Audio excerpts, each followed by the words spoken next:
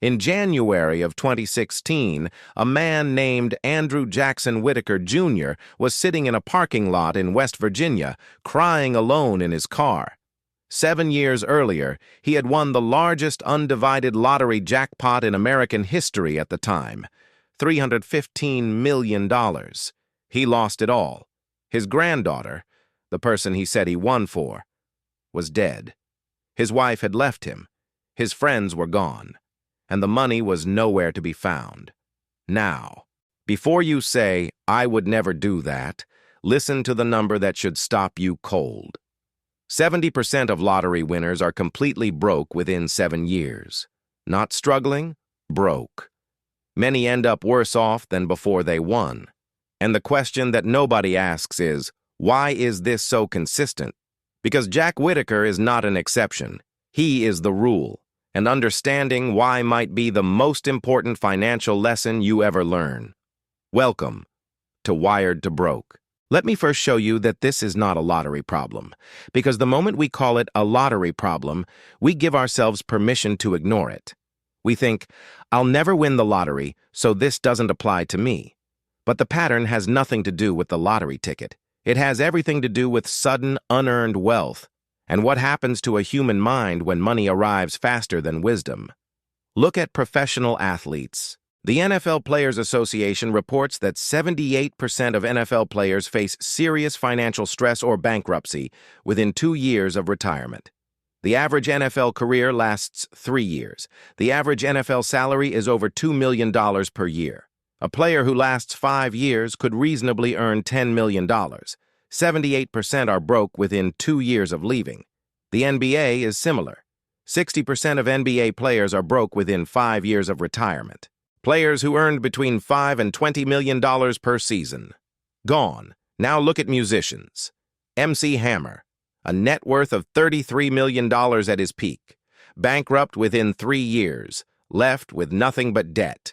TLC, one of the best-selling girl groups in history, filed for bankruptcy while their album was still #1 on the charts. Earning and broke simultaneously. Look at inheritance recipients.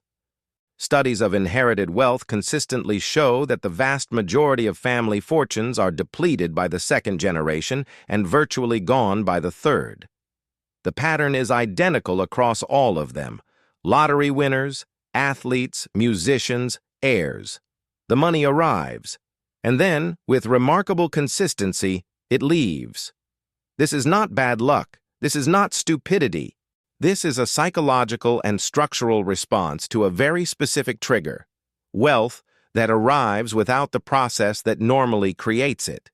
And that brings us to one of the most important and most ignored concepts in behavioral finance.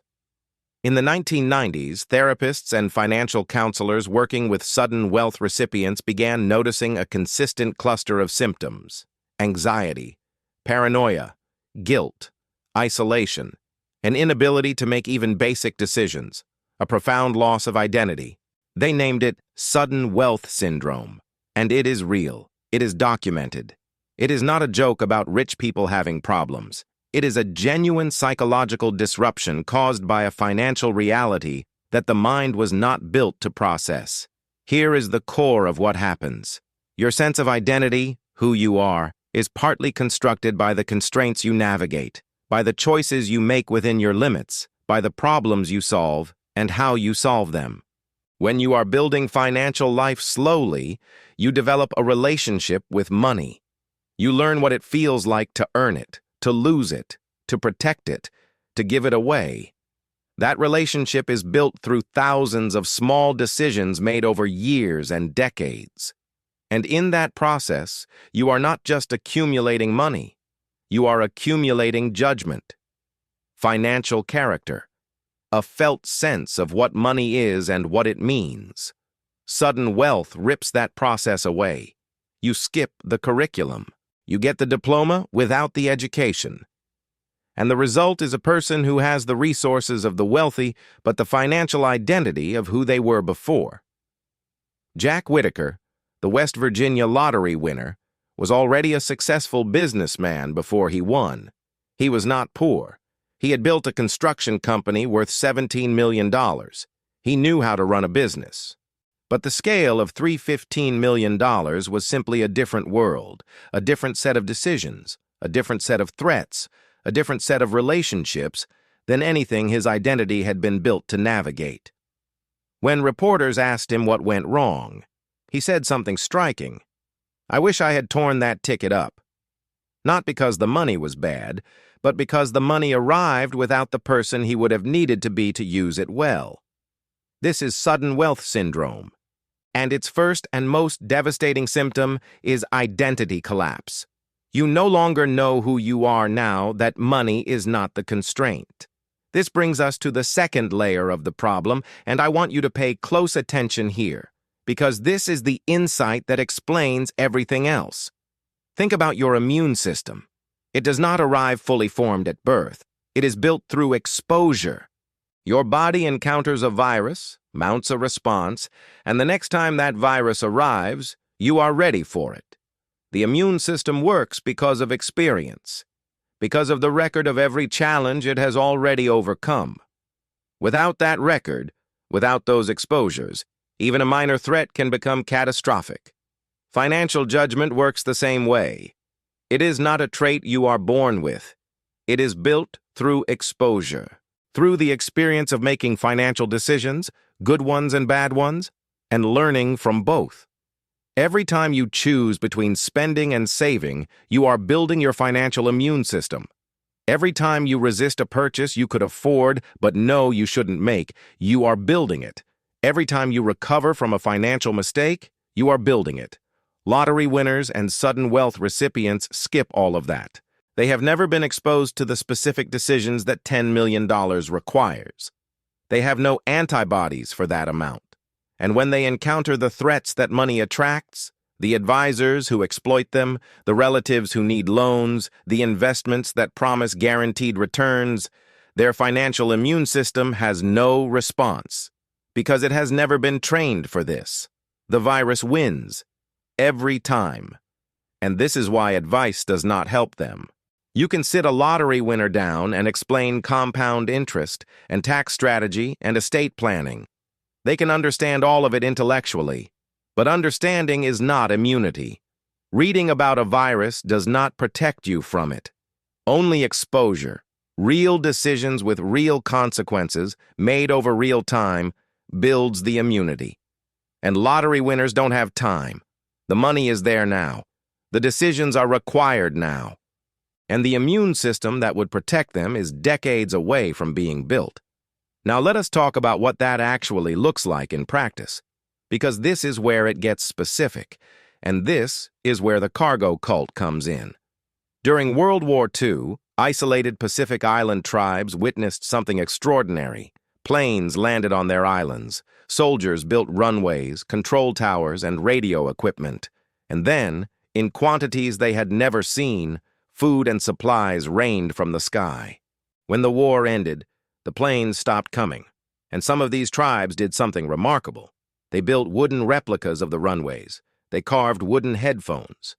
They stood in towers, mimicking the gestures they had seen, waiting for the planes to return. They copied every visible behavior associated with the arrival of abundance. But they had no understanding of the invisible infrastructure, the air traffic control systems, the supply chains, the military logistics that actually produced it. Anthropologists called this a cargo cult. And lottery winners and sudden wealth recipients do exactly the same thing. They watch what wealthy people look like: the houses, the cars, the travel, the clothes, the entourage, the lifestyle. And they replicate those visible symbols as faithfully as a Pacific Islander building a wooden runway. But the actual structures that sustain wealth, diversified assets, tax-efficient vehicles, long-term compounding, professional fiduciary relationships, these are invisible. They are not on Instagram. They are not visible from the outside. So the cargo cult of wealth builds the runway and the tower and waits for the planes. And the planes never come. Because wooden runways do not attract aircraft, and visible wealth symbols do not generate returns. Jack Whittaker bought a fleet of cars. He gave away millions to churches and charities.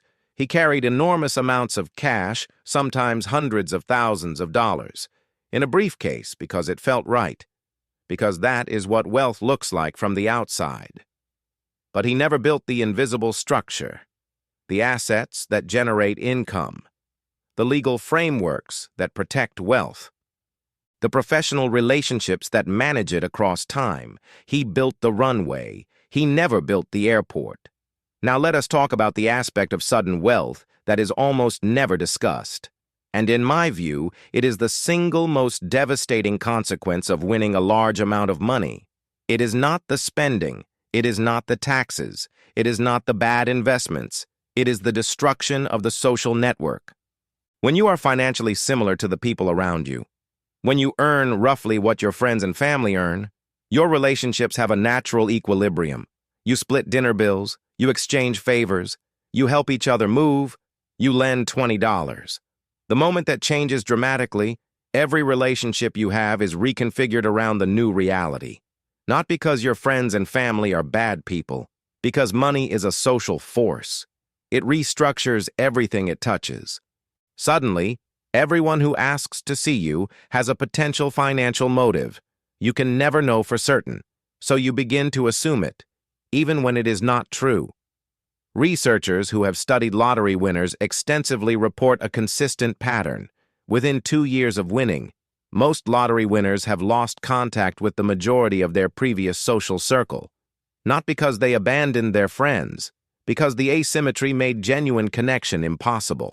Every conversation carries the question, does this person actually want me, or do they want access to what I have?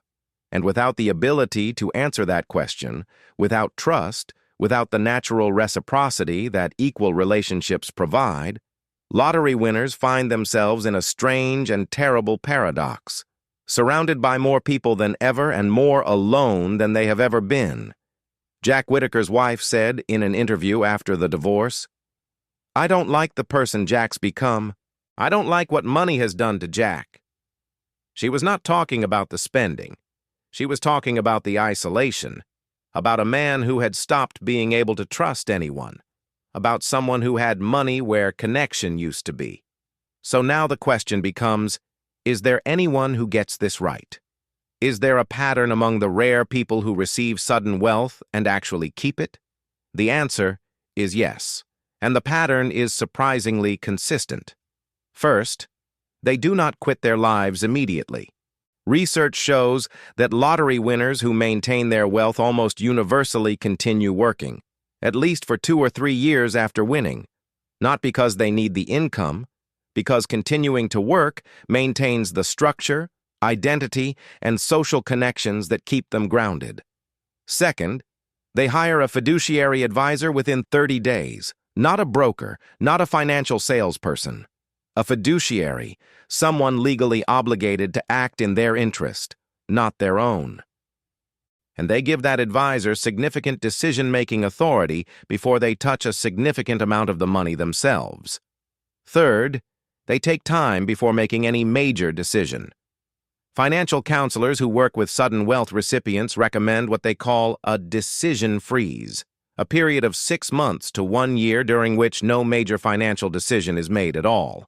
The money goes into a safe, low-yield account, and the winner simply waits, lets the psychological storm pass, lets the new reality settle. Fourth, they protect the social network first. They establish clear, transparent policies for how they will handle requests from family and friends. Some set up a foundation. Some establish a fixed annual amount they will give. Some say no to all requests, publicly and in advance, but they decide the policy before the requests arrive. So the policy handles the relationship, not the money. And fifth, and this is the one that surprises people most, they keep the money invisible. They do not move. They do not upgrade the car.